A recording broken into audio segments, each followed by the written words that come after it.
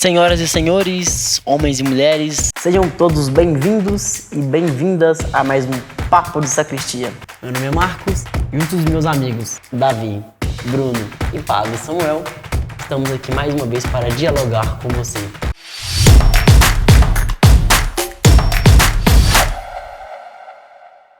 Olá, você que já faz parte do Papo de Sacristia, estou passando aqui para te fazer um convite especial.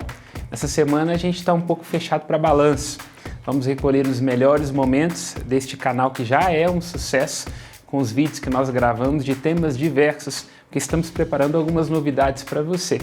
A gente vai tornar o Papo de Sacristia ainda mais dinâmico, ainda mais envolvente, trazendo sempre pessoas bacanas e fazendo aquilo que é a nossa proposta. É tratar um tema denso, um tema de relevância, mas sempre de um modo didático, descontraído. Então fique aguardando, valerá a pena esperar este novo momento do Papo de Sacristia. O Evangelho de Lucas diz que Jesus foi crucificado entre dois ladrões, o da direita e o da esquerda. Mas e aí, algum ladrão era mais honesto? Bom, o que se converteu foi o da direita. O que se converteu foi o da direita, né? Como eu disse, porque da esquerda tinha um dedo a menos, né? Eu tava imperfeito. Mas falando então sobre direita e sobre esquerda, a igreja ela pode ter uma preferência, no caso dos ladrões, pode ter um posicionamento? Você está falando desde o ponto de vista político? Também. Bom, desde o ponto de vista político, acho que o que fica resguardado é que são esferas diferentes. Uma coisa é a esfera religiosa, outra é a política. A esfera religiosa, ela tem os seus recolhimentos, o que eu quero dizer com isso? Tem coisas no religioso que estão solidificadas, como é o caso de um dogma. Eles estão para além de uma compreensão à esquerda ou à direita. Eles são o que eles são, né? Tem um vídeo muito engraçado. Pode ser questionados, né? Tecnicamente seria isso, mas não no sentido de que a igreja não está aberta ao diálogo, no sentido de que eles são o que são. Você vai questionar que eu estou sentado em cima de um sofá? Quer dizer, um dogma é isso, é um fato. Então, quer dizer, não tem como ser à esquerda se o sofá está aqui ou à direita se o sofá não está. Você pode ter uma compreensão sobre a cor, sobre se é macio ou não, mas é um sofá. Então a igreja tem coisas assim.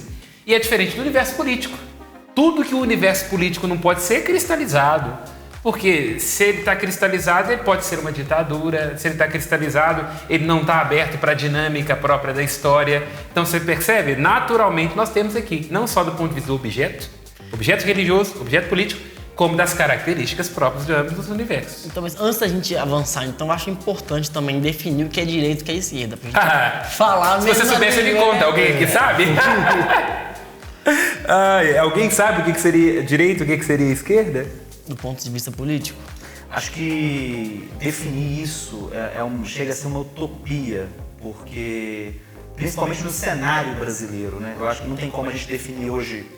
Eu não queria tentar definir usando esse parâmetro, mas eu acho que para a compreensão vai ser o mais fácil. Não tem como a gente definir a direita ou a esquerda como Lula e Bolsonaro, ou então como PT e hoje o partido que junta essa chamada direita brasileira, que é o PL, né, que é o Partido Liberal. Eu acho que é muito difícil a gente definir direita e esquerda pelos partidos, né? Você quer dizer que o PL ocupou o lugar do PMDB? Ou MDB? Não, tô brincando, é uma provocação.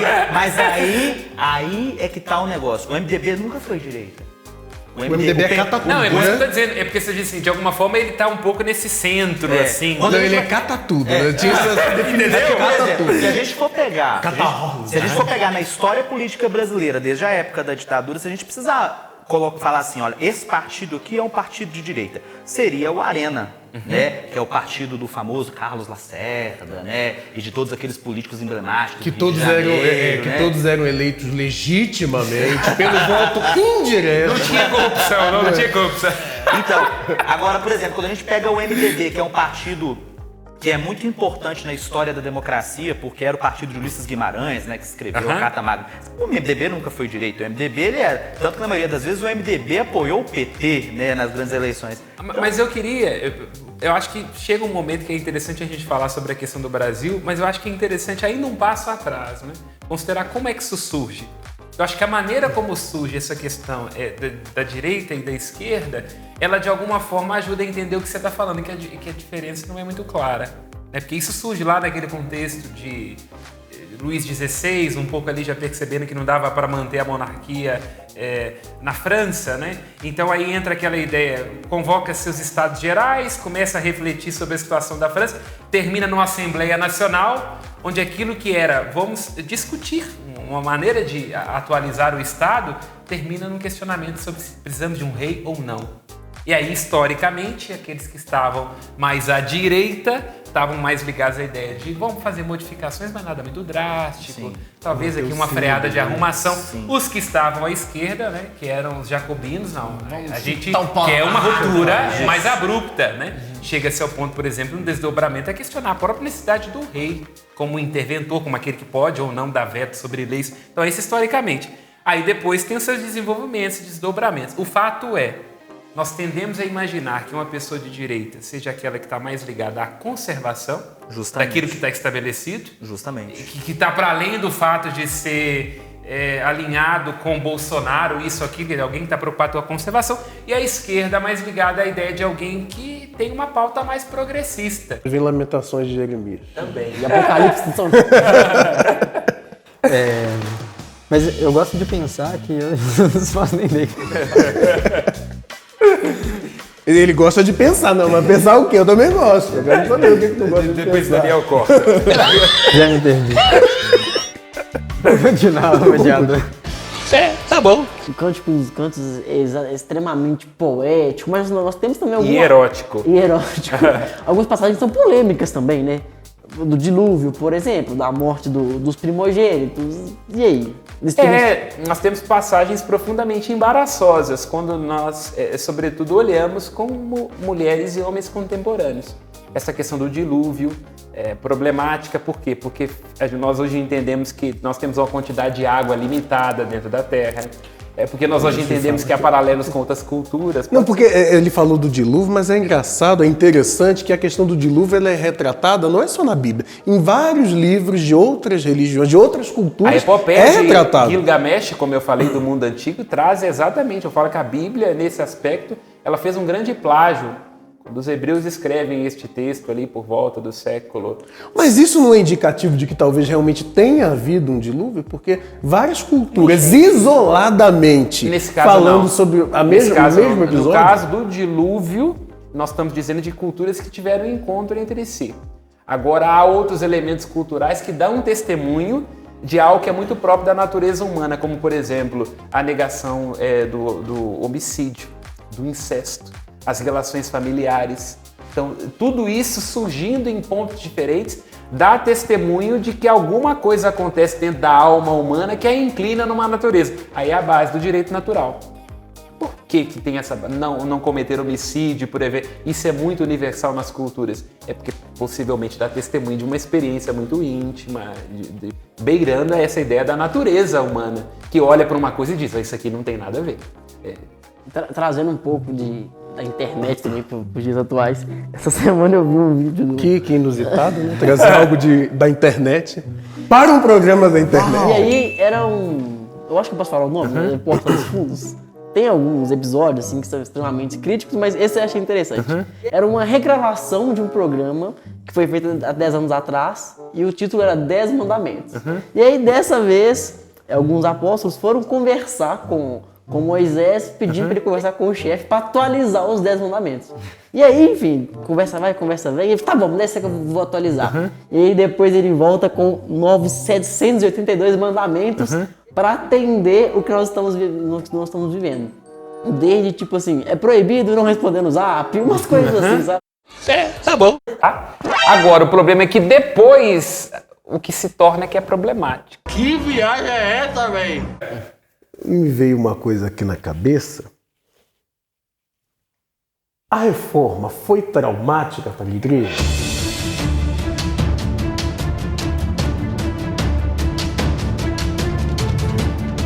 Bom, Para tudo aí! toda divisão causa trauma. Como é que você não gosta do teu cunhado? Esse negócio de não tá lá no festa de fim de ano, fica um buraco. Porque tudo aquilo que te critica, né? Já gera ali um trauma. Você se sente incomodado com aquilo, aí você tem que tomar ações pra combater, sabe? Então não é questão de trauma. Eu sou hebrarista. Mas, sim, não é nenhuma entidade, não pode ficar tranquilo. Ainda é sobre o protestantismo esse programa. Tá passando aqui, já que do Rio do Pantanal. Mas é traumático, sim. A divisão foi traumática. Porque isso significa uma ruptura com um princípio muito importante na fé desde o início, que é a comunhão.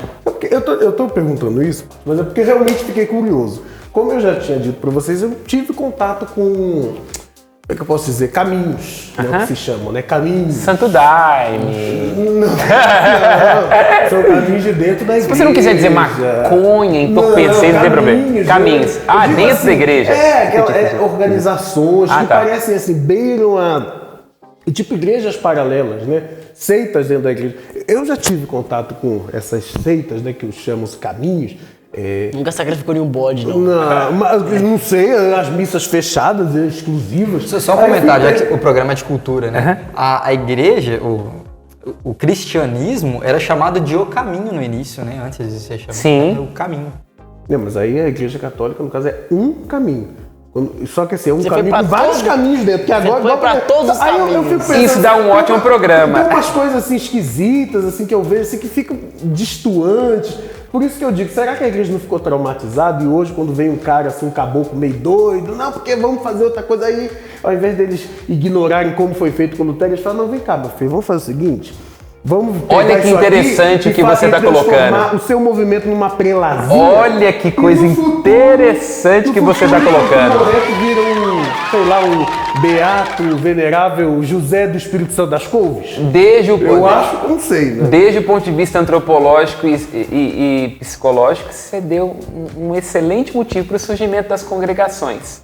Você está dizendo de um Lutero que está surgindo ali. E está questionando determinadas coisas. A igreja ignorou de repente quando viu, pariu a criatura, a águia de duas cabeças. Aí, justamente nesse contexto, a igreja começa a dar mais vazões. Antigamente eram os movimentos tradicionais, as ordens, beneditino, franciscano, agostiniano. Aí depois o grande boom das congregações aí. Aí começa jesuíta, e tem a congregação do oratório, e tem movimento isso, movimento aquilo. Exato. Então foi uma forma de se dividir sem se partir? Pode ser. Desde o ponto de vista antropológico e psicológico, é uma excelente saída do porquê que este é justamente o momento da efervescência das congregações. O fato é, não sei se essa atitude da igreja que fez os santos ou impediu que eles se tornassem hereges. Todos ficaram dentro. Aí é uma questão a se observar.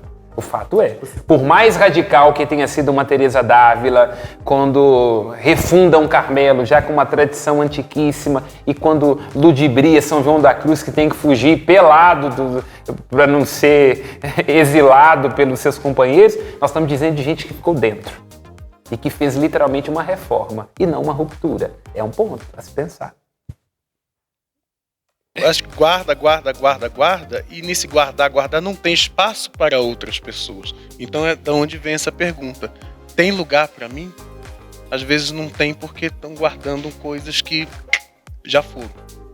Agora eu acho que é importante então que quem se sente neste lugar de não estar cabendo dentro desta instituição, colocar-se enquanto experiência. Digo assim, não a crítica pela crítica, no sentido de acidez, não é? Mas de dizer, olha, eu quero entender o que isso significa, conhecer em profundidade, como colocava o Bruno. Acho que é muito importante, né? Nós, não raro, quando fazemos críticas, nós não nos implicamos. Quer dizer, onde eu também quero participar como instância de decisão, onde eu provoco, onde eu estou não no lugar confortável de dizer não está me cabendo aqui, mas eu também sei me fazer morada, eu também sei acolher, né? Acho que essa é uma questão. Porque não nos enganemos, a contemporaneidade não é tão acolhedora assim, não. Imaginemos nós, né? Antes era a Inquisição, hoje é cancelamento. Então não vamos nos colocar no lugar de quem aceita tudo, porque nós não aceitamos. A gente também sabe queimar muito bem enquanto homens contemporâneos. Então talvez a questão de caber ou não caber, ela esteja ligada a uma tendência do humano de não dar espaço. Mas Bruno não falou, cabe ou queima?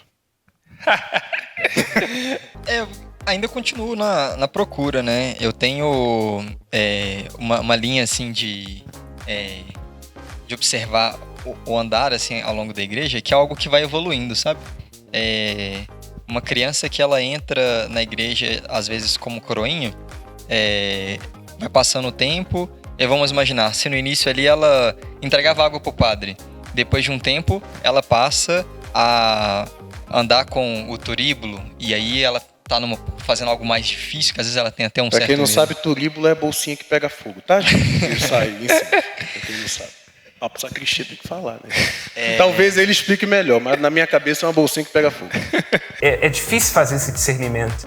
E eu lido com isso o tempo todo, não sendo um profissional da área da psicologia, mas sendo um profissional que escuta almas. Em que medida, às vezes, as pessoas me trazem questões ali que eu falo, meu Jesus amado, tem muito mais coisa. Mas por a trás. religião pode ajudar a gente nessa questão de ansiedade? Uma das estratégias, né, que a gente tem como alternativa para lidar com a ansiedade é, inclusive, a meditação. Que é aquele movimento de retornar para si de uma forma reflexiva. Porque há pessoas tão ansiosas que elas não conseguem lidar com o silêncio, né? E muitas vezes tem um tipo de ansiedade que é uma necessidade de controle. Sobretudo você querer controlar o seu ambiente. Então, se aquilo te escapa do controle, né, a pessoa ela tem altos níveis de ansiedade e desencadeia uma crise. Então, esse movimento de parar, de retornar, de meditar e de saber conseguir construir uma distinção. Pera, o que eu tô vendo é o que é de fato? Nossa! Ou isso é algo que tá além, né? Isso é uma convenção, é algo que as pessoas também estão percebendo ou é algo que é uma percepção só minha? Davi faz essa provocação de religião no sentido amplo, e eu brinquei aqui, mas eu gosto muito do budismo. O budismo traz uma noção para mim que ela é muito bacana e que vem ao encontro da perspectiva cristã. Já explico. Que é a ideia de presença absoluta. Porque a ansiedade ela é reclamação do instante. Quer dizer, o ansioso é alguém que tem dificuldade de entender o instante na sua clareza, na sua distinção, no seu avesso, inclusive, porque é o que eu tenho. O budismo traz essa ideia, olha, meditar é isso, olha, comparece diante do instante, respira, pensa, aterrissa, e a partir daquilo ali, ver as coisas tal e qual elas são, né? E na perspectiva cristã, sobretudo no Evangelho de Lucas, há uma palavra que ela repete o tempo todo, que é a palavra hoje. O tempo todo Jesus diz, hoje a salvação entrou, hoje nasceu. Então tem a ver com isso, é a mesma perspectiva. É a ideia de perceber esse hoje como lugar onde a eternidade me toca. E por que esse hoje é importante, sobretudo no Evangelho de Lucas? Porque para Lucas tem um fator ansiogênico que é terrível, que é a busca pelo dinheiro e pelo sucesso. Olha, isso é o que jogou Zaqueu no buraco. Bastante ansiedade. Isso é o que acabava com os fariseus. Lucas está o tempo todo dizendo, toma cuidado com a ganância. A vida do homem não consiste na abundância de bens. Aí, hoje, o que é hoje, o que você precisa hoje, o que é necessário hoje, esse hoje é o lugar onde a eternidade nos toca. Inclusive, este hoje me ajuda a perceber o outro, a sua indigência, na sua fraqueza, a dispor de mim, a investir tempo, pensando um pouco que eu estou perdendo, mas entregando o tempo como uma oferta. Então, eu diria que, e eu repito isso muito nas minhas homilias, olha, a fé verdadeira me ensina a comparecer diante de mim. Na medida em que eu sou de mim mesmo, eu posso me entregar a Deus. E ao me entregar a Deus, Ele continua me devolvendo a mim, né? Que é o contrário dos bens e das ansiedades. Eles nos pedem, nos sequestram e a gente se perde da gente. Em uma oportunidade anterior, o senhor dizia que o púlpito não é lugar de política. E quando a gente vê que os padres, no momento da homilia, que é um momento por excelência da catequese, os padres começam a mudar o discurso que era para ser feito ali, você perde uma oportunidade de ouro. A pessoa está ali de peito aberto para receber a fé, receber um ensinamento de fé. Aquilo não atrai, não cativa, não tem incidência. E nós vemos as vida. crianças fazendo primeira Eucaristia, sabendo de cor e sorteado os 10 mandamentos, sabendo falar o ato de contrição. Mas quando elas evoluem na fé, vão chegar na crisma e um pouco mais para frente, são adultos e adolescentes que não sabem se aprofundar na doutrina da igreja. Tem um gap ali existencial, de relevância da fé. A falha no catecismo cria essa maleabilidade, essa volatilidade da fé católica, principalmente, sobretudo, e com essa juventude que é tão dinâmica, que precisa de estar o tempo todo efervescente, a igreja não soube acompanhar isso e perdeu a chave de ouro que era a catequese. Eu diria que falta experiência. É como diz Karl Rahner, um teólogo muito importante, contemporâneo, ele dizia assim, olha, ou o homem cristão será místico ou não haverá cristianismo. Então acho que falta essa mística do encontro, de que a gente de fato consiga fazer as crianças sentirem a relevância de Jesus Cristo. Mas como fazer isso então? O primeiro passo é a experiência pessoal, no meu entendimento. Quando nós vamos lá ao início da igreja, A experiência que André faz leva ele a conduzir Pedro. Que João faz leva a conduzir João e Tiago. Mas pensando contemporaneamente, então, através da família, através dos amigos, por vontade própria? Eu diria que, antes de tudo, com uma experiência mística. Se nós não tivermos padres que se encontraram com Jesus, pais que se encontraram com Jesus, não tem a mínima possibilidade das pessoas sentirem vontade daquilo. Tô falando em encontrar com doutrina, não. Tô falando em encontrar com costume, com rito, com quem que vai vestir a santa tal no dia tal. Tô falando experiência concreta, citando aqui Bento XVI, olha, o cristianismo não é a religião do livro, da doutrina, ele é a religião da pessoa de Jesus Cristo, que dá à vida um sentido novo e um rumo decisivo. Se eu não sentir um brilho nos olhos e uma intensidade de quem fala em Jesus Cristo, eu não vou querer isso, não. Tudo é experiência, tudo é gourmet. E a igreja é um saco. O que eu vou querer fazer lá dentro? Que eu falo, nós desencontramos a figura eucarística da hóstia. É muito mais o pedacinho de pão que está ali na missa, a gente ignora que de fato houve a transubstanciação. A gente ignora que, assim, que Jesus prometeu que estaria ali. E daí nós abrimos um buraco imenso para que outras coisas tomem esse espaço, que a fé não toma mais. Aqui, para citar São José Maria Escrivá, quando ele pede que Deus faça-me santo, nem que seja a pauladas. Nesse sentido de encontrar de fato com o sagrado que foi prometido ali. Quando a gente abre mão desse espaço, a gente se aceita, por exemplo, confiar que hoje eu tenho que sair de casa usando meu moletom rosa porque o horóscopo falou que seria bom. Quando na verdade a gente sabe que isso pouco interferencia se eu de fato estou indo de peito aberto encontrar com essa experiência mística passada por meus pais, por um padre que eu confio e gosto muito, que ali eu vou encontrar de fato Jesus Cristo. Quando eu abro mão desse espaço... nós precisamos de iniciadores, pessoas que foram iniciadas para poder iniciar outras pessoas. Mas tô brincando, tô tirando saco. Agora eu vou dar uma de Padre Samuel, eu vou esperar rapidinho aqui, que eu tenho que falar um negócio. É curioso, o padre hoje ele tá nos enganando, dando um golpe que tá de branco aqui. Mas é curioso que o padre muitas vezes ele tá de preto. E isso é de fato para simbolizar um luto. O Samuel Fidelis lá, que corria na escola, que declamava poesia para as meninas na sala dele lá, esse homem morreu e nasceu um homem novo, né? Aí fica andando de viúva eternamente. Oi? Aí precisa ficar andando de viúva eternamente. Precisa ficar andando de viúva para ser um símbolo de que ele morreu para o mundo. Hoje adoro quando as pessoas teorizam a minha vida. Pode falar. Hoje, eu tô ficando tocado. Ele tá chorando aqui, ó. Tá chorando. Hoje, este homem que já caminha em direção ao céu também é para nós um símbolo de que nós devemos nos morrer para a nossa vida em muitos sentidos. Pra Deus. Esse homem já morreu. Já morreu. Eu tô vivo, pelo amor de Deus. Isso aqui é um programa católico, não espírita. Eu vou ter que deixar isso claro de novo. Entendeu? Nós estamos dando ponto pra concorrência. No espírito a morte não existe, é o desencarne. Exatamente. Tem pessoa que é encarnada e encardida. Mas eu ia perguntar, por que Deus permite a morte, então? Por que Deus permite que uma doença, por exemplo, igual atingiu o avô do Pedro, seja com zenonato, não é isso? Eu acho que por pedagogia. Deus permite a morte. Nossa, mas eu acho que isso dá certo quando nós estamos falando de alguém que sofreu, um pai de família já mais velho, por exemplo, que tem que ali purgar umas coisas que ele fez, não sei, né? De vez em quando ia demais no bar. Agora, por que as crianças morrem de câncer? Que pedagogia que existe nisso? Eu acho que é mais na compreensão da superação.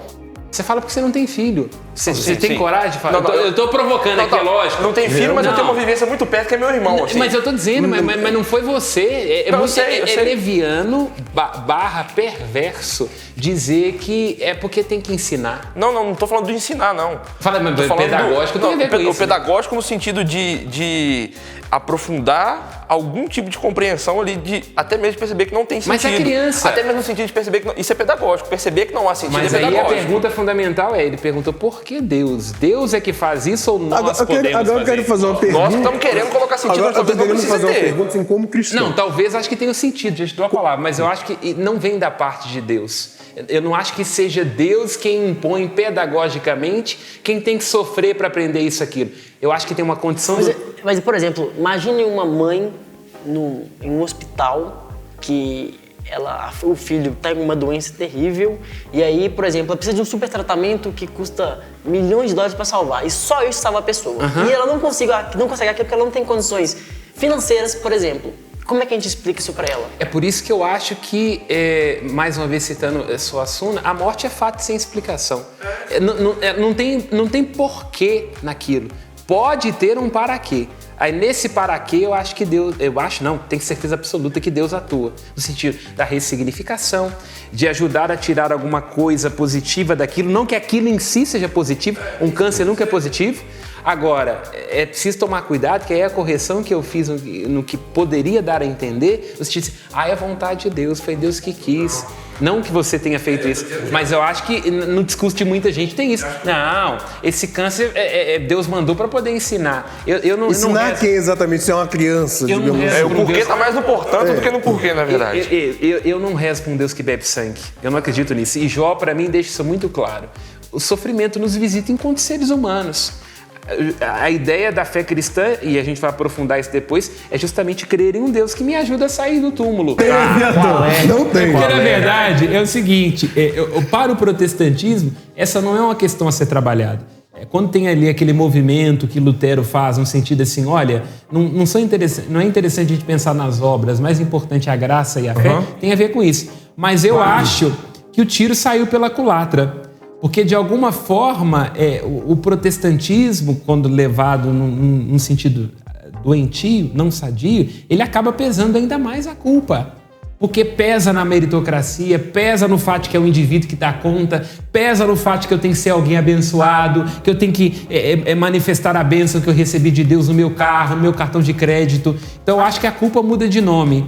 E, de alguma forma, hoje a gente poderia dizer, né, mais uma vez fazendo uma referência a Nietzsche, acho que se ele tivesse hoje, né, quando ele trabalha a ideia do ressentimento, que é um pouco essa coisa que ele disse que o cristão tem, de dizer assim, espera, aqui eu tô ferrado, mas lá na outra vida você vai ver. Eu acho que o protestantismo traz um pouco disso, e isso pode virar voto, tá? No sentido de que algumas pessoas podem se revoltar com o fato de que, olha, os privilégios que eram para alguns agora pode se tornar para todos. Pode sim. Pode ser catalisado por figuras políticas. Eu ia dizer... Na relação com a religião.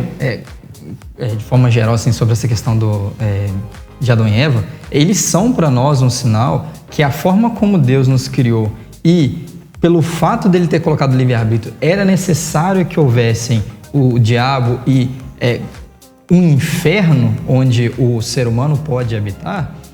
É natural que nessa caminhada rumo ao céu, que todos somos vocacionados, exista um sofrimento. E o que eu iria dizer com relação a Adão e Eva, eles são para nós, né? Falar assim, eu sofro ou eu corro risco de ir para o inferno porque Adão ou Eva pecaram, isso é um absurdo muito grande se eu imaginar como Adão e Eva distantes de mim. Mas como eu sou ser humano, eu sou da mesma natureza que eles, graças a Deus, graças a Deus eu tenho a mesma natureza, ou seja, eu também sou vocacionado ao céu e eu tenho potencial de céu. Esse ponto que em mim precisa ser trabalhado, que vou trabalhar até o momento da minha morte para definir o meu destino, ele passa por um sofrimento. Eu diria, não que a Igreja Católica, ela quer ou ela... que eu falei que criou fala que você precisa passar. Eu diria que é um comentário muito... superficial, sendo que o sofrimento ele é natural de todo ser humano. Com certeza. Não tem um ser humano. Na nossa natureza, quando Deus criou Adão e Eva, e aí ele me criou também, ele criou a natureza humana, ali havia um sofrimento envolvido. Não, com certeza. Eu não estou discordando de você. O problema é o desdobramento. A questão não é teorizar o sofrimento. A ideia, naquilo que você usou, isso está depois num outro programa, é a ideia de que o sofrimento é necessário. Por quê? A grande questão que o indivíduo contemporâneo faz e que leva muita gente para o protestantismo é: que culpa é essa que eu tenho que morrer para pagar? Que eu sofra, que tenha dificuldades, tudo bem, o que eu tenho a ver com isso? Quer dizer, onde é que isso termina? Essa que é a pergunta do indivíduo contemporâneo. Tanto é verdade que o sofrimento é inevitável. Você vai para a academia e paga para sofrer. Agora, não vem com esse negócio para me fazer de jejum, não, que não cola, não. Eu vim aqui para ser abençoado, Deus quer o bem das pessoas, é o amor que importa, tá entendendo? Porque dizendo que o indivíduo contemporâneo se revoltou contra essa ideia de que religião tem a ver com sofrimento? Não é que ele está negando o sofrimento. Sofrimento é um fato. Basta abrir a janela do carro, entra numa página de notícia, você vai ver, tá ali, tá escancarado. Não querem falar disso. Agora a ideia é, tem relação com a religião? É necessário? Uma pergunta. E aí, Marcos, tem? Bom, Amém? amém. Eu queria só fazer uma última frase, então. O sofrimento é católico? Não diria que o sofrimento é católico, eu diria que o sofrimento é parte do humano, mas a religião pode ganhar bastante dinheiro com ele. Amém. Amém.